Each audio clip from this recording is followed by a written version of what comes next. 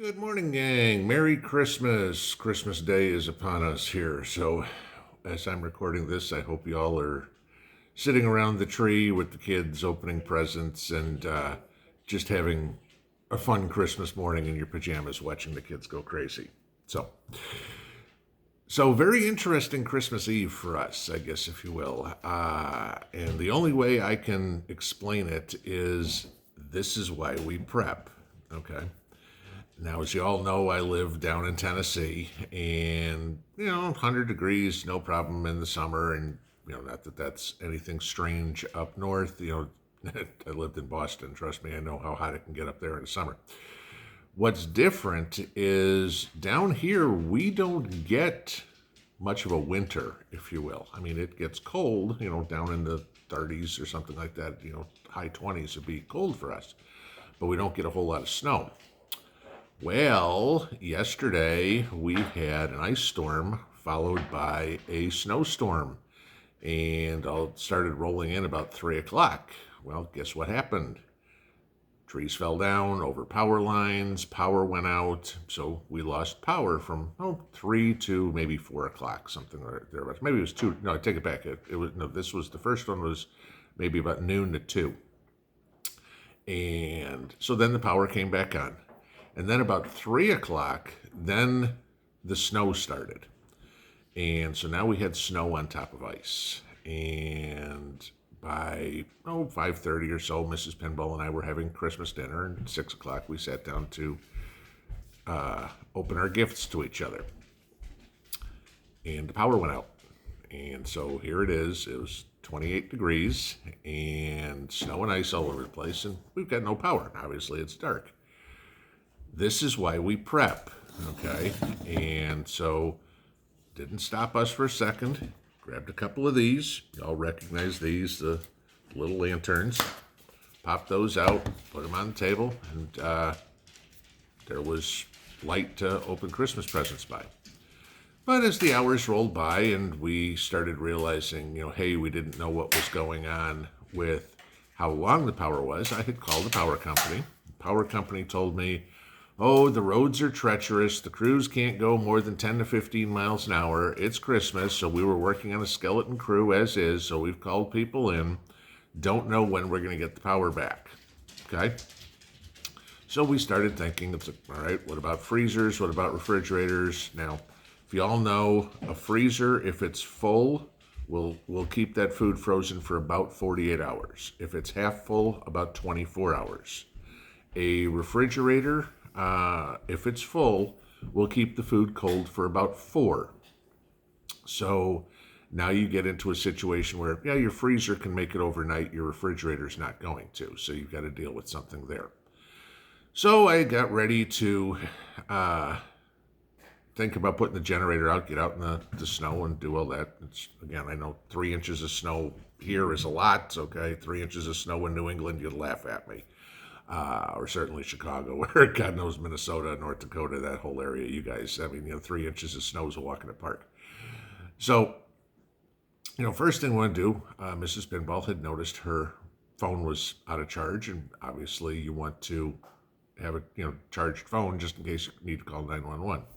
So, we've all seen batteries, okay? And I don't know if y'all seen this one, okay? Now, here's your little battery bank, okay? And it's got its 2 little USB plugs on the side so we could charge your phone. It's got a little flashlight or whatever. The flashlight's there for a reason. Because the other thing you can do with this is hook it up to jumper cables. Okay? And there's a little port. Where is it? Right here. Okay? Where I can plug this in and I can jump a dead battery off of it. Okay? Now, in cold weather, we've talked about prepping your car. This is something that's really good for the car. I've used it. It's worked on jumping my truck once when I left the lights on. And about a month ago, one of my neighbors had a maintenance guy over, and he had left the door open to his truck all day, drained the battery, came down and said, hey, could you jump me? And I said, yeah, sure. And I walked up with this. He's like, what the hell are you doing? I put it on his truck, and off and running he was going. Advantage to doing something like this, or having something like this, you don't need somebody else. You've got a jumper box right there in your car. So, but I'm not doing products or anything like that. I mean, it's just something I own, and it came in handy, and I thought you guys might want to look into it. So, so we got through, and eventually, started thinking about, do I hook up the generator? Got this in, It's like, okay, what about the pipes? How are we going to do this? And as I was going outside to the truck to get the battery pack out here, lo and behold, come back in and the power was back on. So we were out of power for about 4 hours. Not a big deal. It's 4 hours power loss, okay? And I mean, we're used to a couple of power losses a year around here. I mean, short ones we'll probably get 6.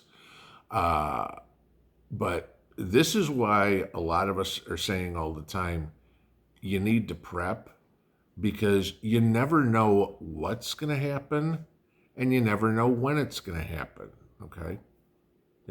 You're planning cooking Christmas Eve dinner, or baking cookies, or doing whatever, and all of a sudden the power goes out. And you don't plan for something like that, but you have to prep for something like that.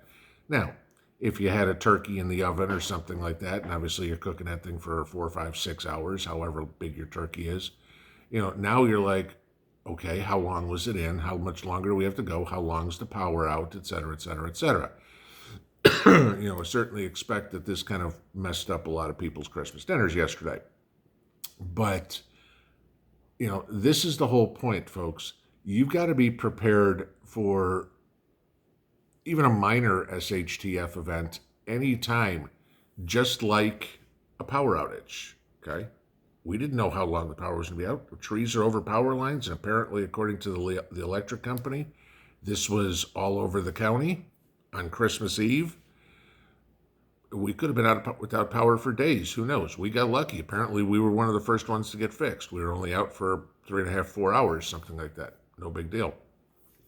But my whole point is, have your preps and know where they are, okay? You don't want to be running around in the dark going, where's this, where's that, where's this? Have everything you need for any sort of situation in a centralized location. I know that's tough for some people. I'm not saying necessarily your food. You're going to know where your food is, okay? But your batteries, your lanterns, your lighters, your backup candles, your weapons, whatever, should all be in one centralized place, because when it's pitch black in your house, and even if you're running around with one of these things, it's hard to find stuff. You can't be looking through drawers or whatever. You need to know everything's in this room, and this is where I'm going to go get it, okay? So, keep prepping, keep doing what you're doing. You guys got this under control, no big deal. Just, we all know this can happen anytime.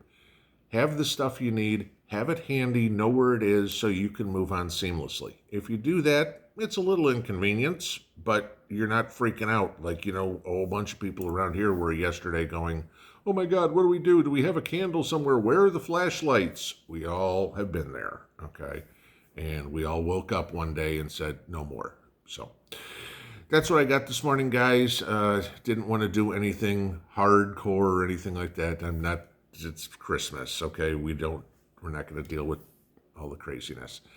No politics, no nothing like that. So y'all have a Merry Christmas. Enjoy your day. Go eat that rib roast or whatever you guys are, turkey or ham or whatever, and enjoy. We'll see y'all tomorrow. Have a great day. Merry Christmas. Pinball out.